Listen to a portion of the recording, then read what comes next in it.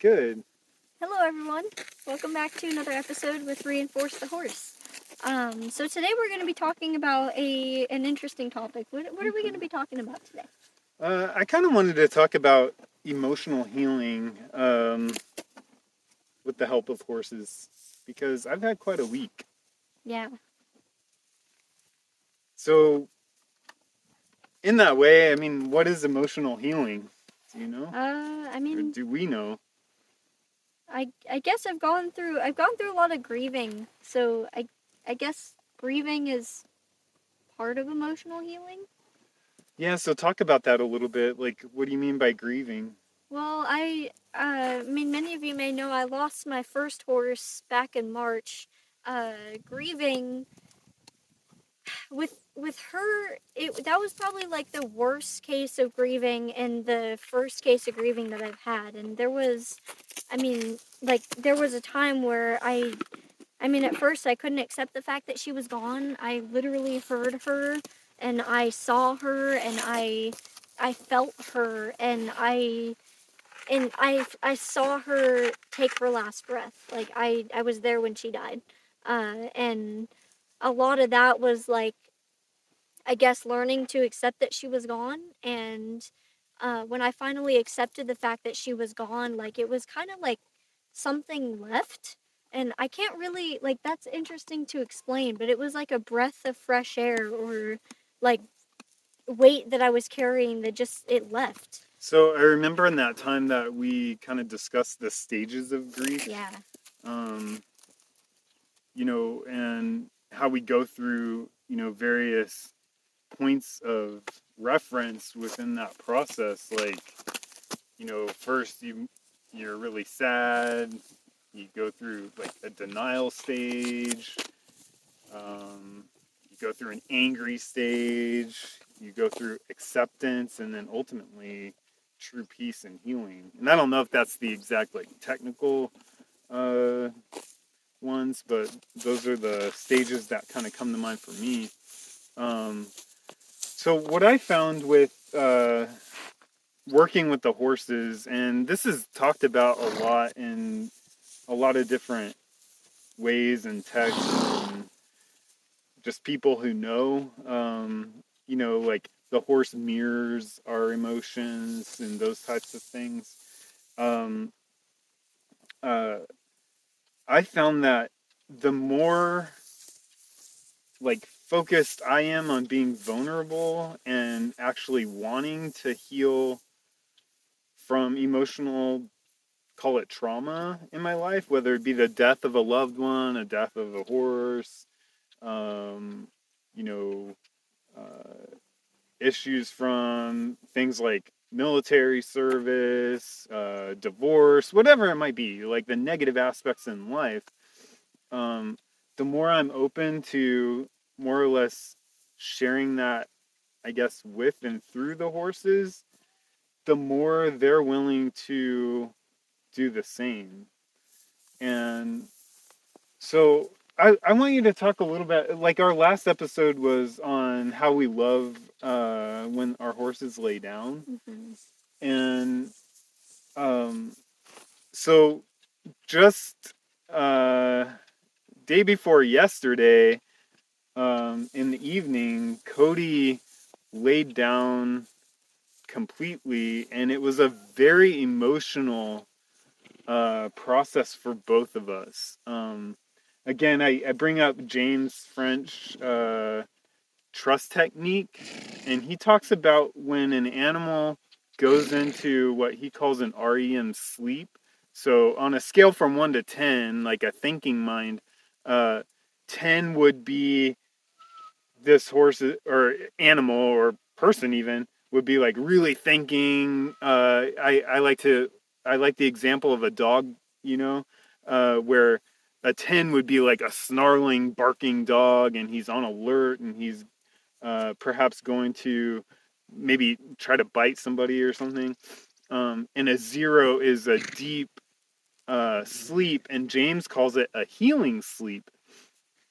And I was like, when I first came across this technique, I was just enamored by the idea that a horse would lay down and be so vulnerable. And we talked about that in the last session, but be so vulnerable and ultimately go into a healing stage of sleep. And James calls it a healing sleep.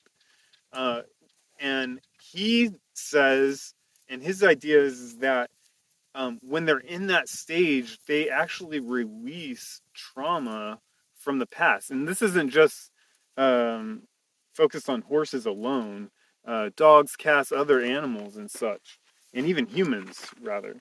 Um, so the other night, I was just, I had a headspace session prior, and then so I was in a really relaxed state and just went over to Cody's pen and hung out with him. And the series of events were quite magical for me, um, but I found him communicating his trauma with me to the extent that I just started bawling my eyes out. And um, I'm not. I'm comfortable saying that I'm a pretty emotional guy, but I don't just walk around crying all the time. You know, but this was a very strong emotional release on his part, and then I shared that process with him, and ultimately wound up like laying on the ground, and I was just like sobbing, and he laid down moments after I sat on the ground, and he fell asleep, and then I fell asleep for about a half hour.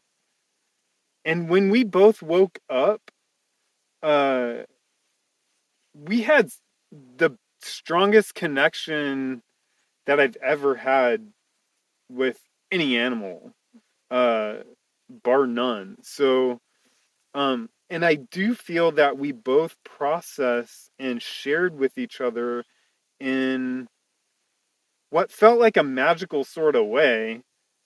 Uh, you know, past traumas, frustrations, grief, and specifically, I felt like he shared with me his pain about his past, which we only know a little bit about, but I really feel like in the way that he was able to, kind of uncovered that a bit. And that might sound a bit woo woo or maybe too magical, but um, Well, that's the kind of thing that James talks about in his some of his course. yeah, I mean, I guess an example, he's in a video, and he's standing there with this mare who uh, apparently has, I mean, pretty high energy, and she's in a stall, and he's outside, and he's standing with her and doing what he teaches in the course, and he looks over at the horse's owner and tells her what the horse is feeling, and he mentioned something like, and so much hurt, and the horse puts her head down and licks her lips to that as he acknowledges her pain. And so I don't think that it's woo woo at all. Not yeah, only because of that, but and perhaps I shouldn't even clarify I it don't, with the woo woo yeah. aspect because it's interesting. So Andy in Headspace, the moderator or teacher, if you will, and co-founder of Headspace, the meditation app, which I love. He talks about that. He's like, when it comes to like meditation, he's like, it encouraging, and I'm paraphrasing, but he encourages to not be hell bent on what other people's experience is in the process. And he's like, really, the only experience that matters is your personal individual experience. Mm-hmm. It's an individual thing. And so the moment that I had with Cody, which lasted close to an hour from start to finish, um, was my experience. And whether or not it was, you know, I don't know, like no matter how you want to describe it, it was beneficial for me and also for Cody. And so I followed up with that with a real deep video, just kind of like brain dumping that process and that emotional release the next morning, and talking about how it is really our responsibility as humans to be in tune with that, with all the animals that we are charged with caring for, you know. And so um, I guess what I'm getting at there, like, uh, I think, you know, trained, licensed professionals in the world of mental health are a fantastic thing for people. You know, I've had my share of life coaching and therapy in connection with that for various reasons. Um, and it's been really helpful. However, I don't think that is always necessary. And we can get little bursts, if you will, of emotional healing simply just by um, remaining in tune and open to the idea that uh, these these animals that we love so dearly share a unique connection with us. Yeah. And I strongly believe that, I mean, horses especially, maybe this is true with dogs and others, but I've experienced it with horses. Like, they pick us for a reason. I mean, I, I strongly feel like you have a heart horse and it's that heart horse for a reason. And I also feel like they pick us because of our pasts and because of our emotional state at the time, and they're familiar with it. They Right, feel it. meaning they not necessarily, you're not necessarily saying that, you know, they could kind of like look in a crystal ball, if you Yeah, will, or a magic mirror, but more so that perhaps like the energy surrounding our emotional state is like they're picking up on that, I they're mean, at the receiving it, time of and meeting them, yeah. they like they feel it and they acknowledge it and they it's familiar to them. I mean, Willow's a perfect example. I mean, and she was a wild Mustang. She was taken from her family, from her herd, and she lost something. I don't, and I haven't gotten to the point where I can have a conversation with her, if you will, about what really happened. But she's hurt, and at the time of like when I first went to see her, I was very hurt as well. I mean, I had just lost my best friend. I had just lost Mocha, and there was a lot of other shenanigans going on in my life at the time too, and so I was deeply hurt as well. And she felt that like Willow completely submitted to me when I went to see her for the first time, and I was like, "You're my horse." She was like, "Yep, you're my human." Yeah, and so explain that completely submitted, because I don't really like that phrase so much, And yeah, so and I but don't mean that like I ran her around and forced her to stay with me. Like she you just in hung out with her and said hi yeah, and, and you know, she pet was her and tip stuff. trained, so she had a halter on a lead rope, and I went to take the lead rope and say hello, and she uh at first like she was looking at me like you're curious, you're kind of curious, I don't really want you to touch me. And eventually she licked her lips, she put her head down, she had her back foot cocked,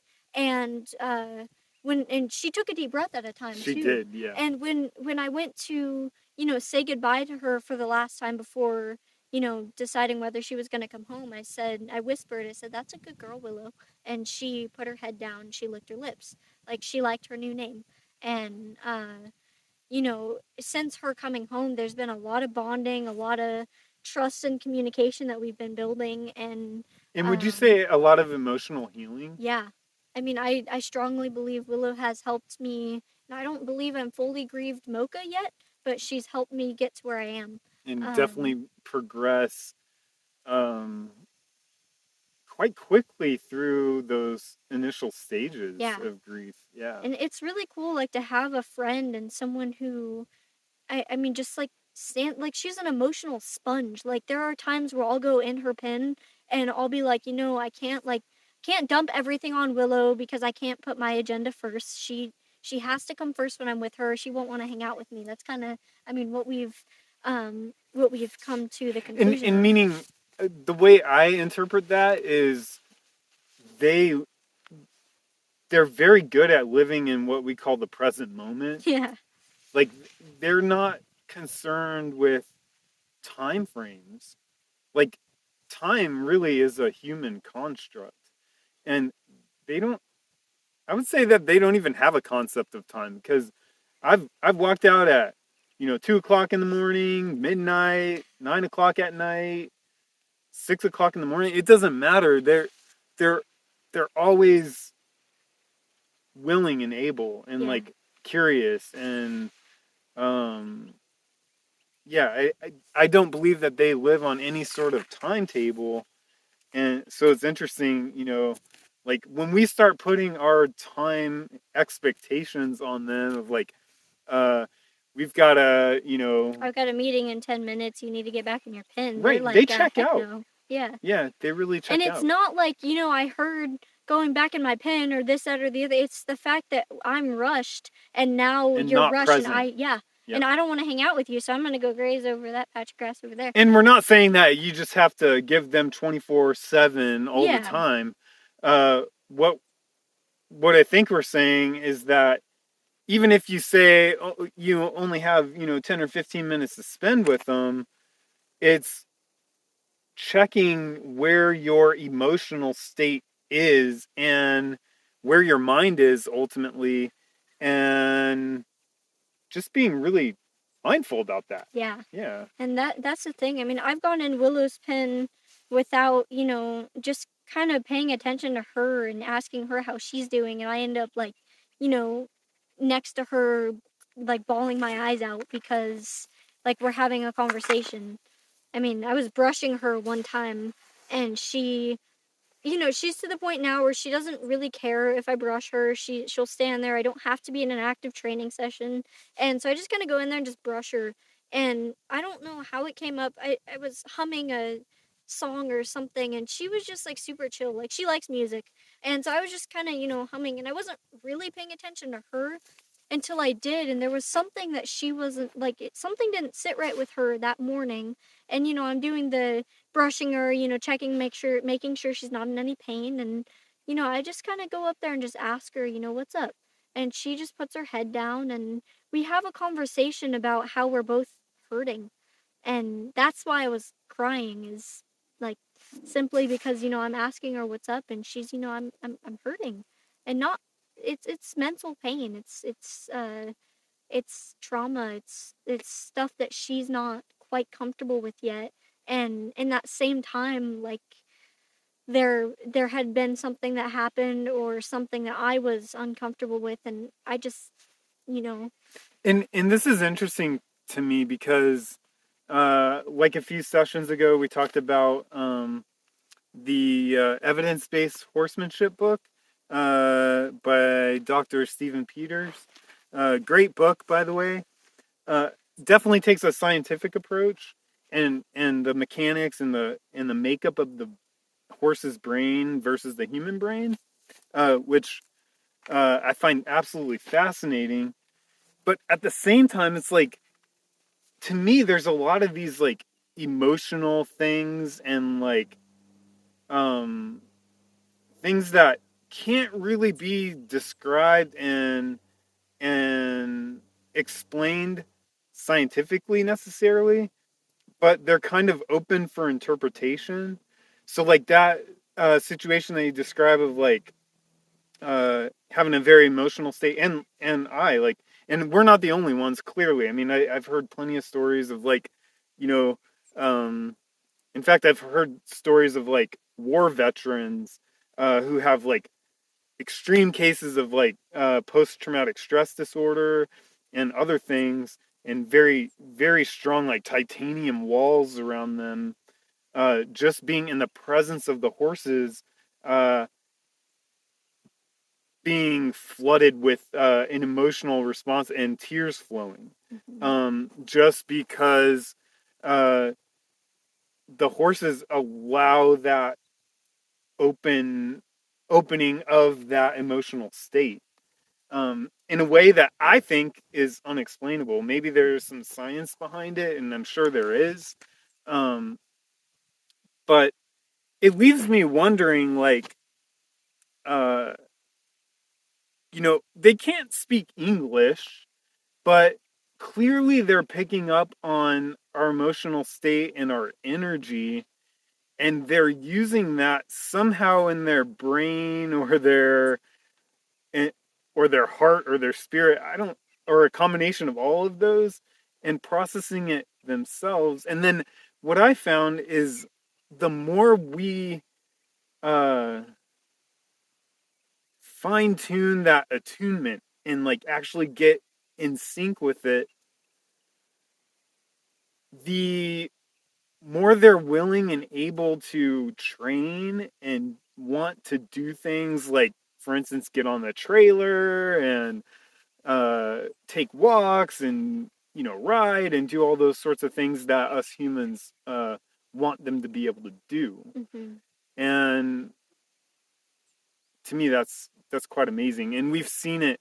I mean, just over I would say the past week, it's like the curve of Cody's specific and Willow really, but their retention rate and willingness and ability to train and actually be with us, like even just right before we or right as we were putting the tripod up right now, they're completely at liberty and they were just hanging out with us.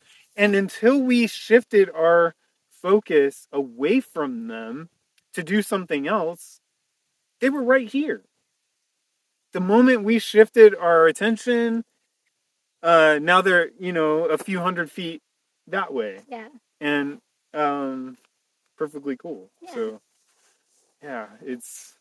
They're awesome. I mean, I honestly don't know where I would be and like mentally without the horses. And I mean, I maybe that sounds crazy, but maybe it doesn't because I know I'm not the only one that's said that. Um, I Well, mean, I mean, sorry to cut you off there, yeah, but I mean, emotional support animals, dogs, cats, I mean, horses, it's proven science yeah, in a lot of ways, and we'll need to actually do some more reading and digging on that and have more discussion in yeah, that way because you're exactly right. I wouldn't be at the point I am right now in my life, and I'm 40 years old, and I'm just now learning to deal with things, in a much stronger way than I ever have. mm, And it's through the horses and our relationship. yeah. It's great. They're awesome, and they have such an awesome way of like silently communicating.